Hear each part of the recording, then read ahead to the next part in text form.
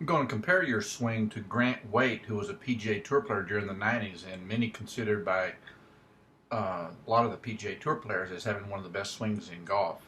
He is now one of the more accomplished instructors, working with many tour players, including Charles Howell III, Brian Gay, Daniel Summerhays.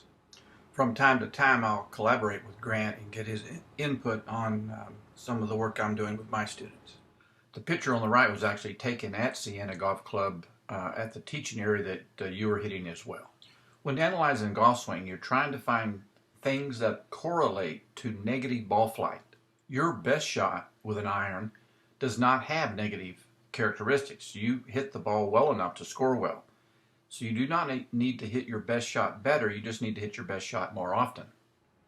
To hit a shot more consistently means you must position the club at impact in the same place each time.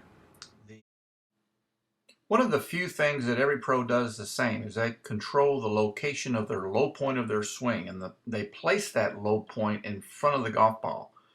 This photograph illustrates that point.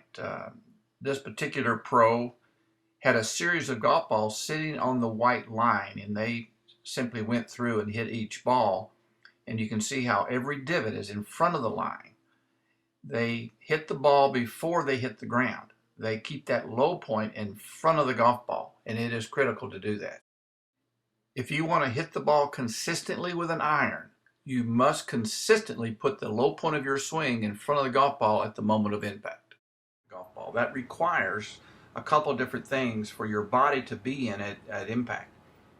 One is the body's weight must be forward, must be on that left leg. That's what helps position the low point of your swing arc in front of the golf ball. You can see here that Grant has a lot of weight on his left foot at the moment of impact. In fact, the average pro on tour has 85% of their body weight on top of that left foot at impact. The red box that I have formed is from the center of both ankles, and you can see the red line on his left foot. It's going right through his belt buckle. You are basically centered in the box at impact. You really haven't shifted much of your weight to the left foot. Second thing that pros do in order to hit down on the ball and have the low point in front of the ball is that they make sure that the shaft of the club is leaning towards the target. So Grant's hands are in front of the ball as he's impacting the golf ball. Your hands are basically at the ball at impact. There's not much shaft lean. And this gives you very little room for error. It's going to make it very easy to hit fat shots and thin shots. Where Grant is hitting down into the golf ball, you are coming through too level. And so one of the things that you would need to do if you want to consistently hit it solid is that you would have to change the geometry of your swing. You'd have to change the location and position of your club at the moment of impact. I want you to come down more, and so that you can compress that ball consistently and position that club in the same place. One of the things that's making it difficult for you to get your weight on your left side at impact is because you have way too much weight on your back foot at the address position. Grant has a little bit more weight on his left foot than he does his right foot at the start. He's almost in a little mini impact position, and you have more weight on your right foot than your left. I do see some pros set up the way you have on the left, but it's with their driver, not with their irons. If you're wanting with the driver, you can swing level into the golf ball or even swing up into the golf ball. But it is not what you want to do when the ball is on the ground and you're hitting an iron. You definitely need to have your weight more on your left foot there. I've drawn an arrow from your hands to the golf ball, and you can see how your hands are behind the golf ball and Grant's hands are slightly in front of the golf ball.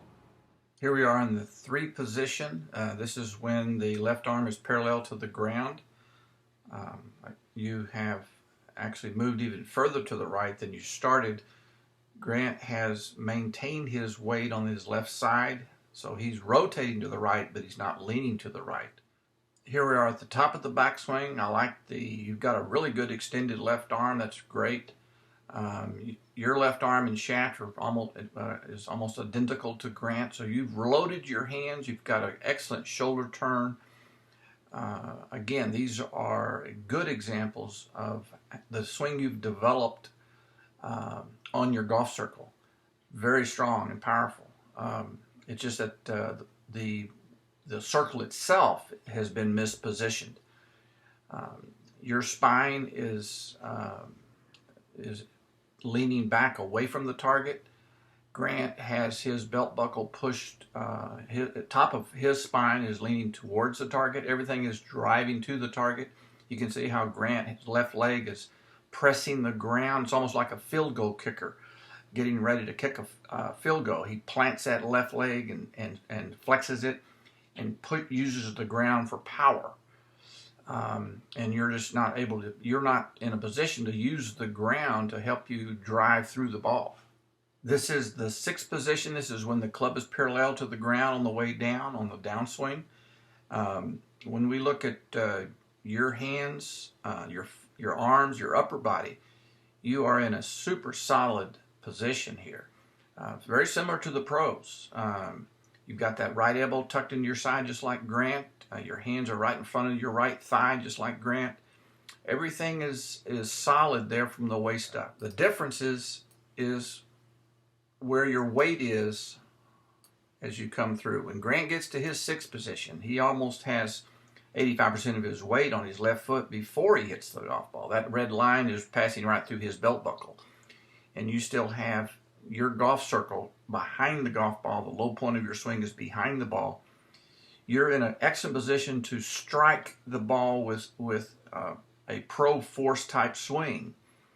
But the direction of that you send that force at the ball is going to be the wrong direction. It's not going to be a downward direction. It's going to be a level direction, which if it's just a fraction off, you're going to hit it fat and thin. So you're not going to be able to deliver this club consistently. Even though you're in a position to deliver it well, you're not going to deliver it consistently to the ball in the same location. You're on the eighth position. You basically are still fairly flat-footed. You really haven't had much lower body action here. Because you do not have this lower body action, you have to really flip your hands through impact. Grant keeps a steady, stable face angle all the way through the bottom of the arc because he's using his entire body to help square that club up. And so he doesn't have to have a last-minute quick flip of the hands to square it up. So those are some of the things in your swing that we can see here that contribute to the inconsistency. When your timing's right, when you have a complicated swing, but you do frequently time that complexity and hit the ball really well. In order to improve your consistency, practicing this shape swing is only going to make very small improvements in consistency. In order to make major improvements, you would have to change your core swing. By changing your core swing, you then will add more solid shots to the variations that come off that core swing. I wanted to comment on the change we made regarding your setup from the down the line view. Here you can see Grant set up. I just want you to kind of pay attention to the space between his hands and his knees and his legs there, and how much his hands are basically just falling right under his shoulder. On the right is before you made some changes. You can see how tight and close your hands are to your legs, not giving you much space to drive the lower body through. Where on the left you set up a little bit further away, you now have room to make your lower body more active.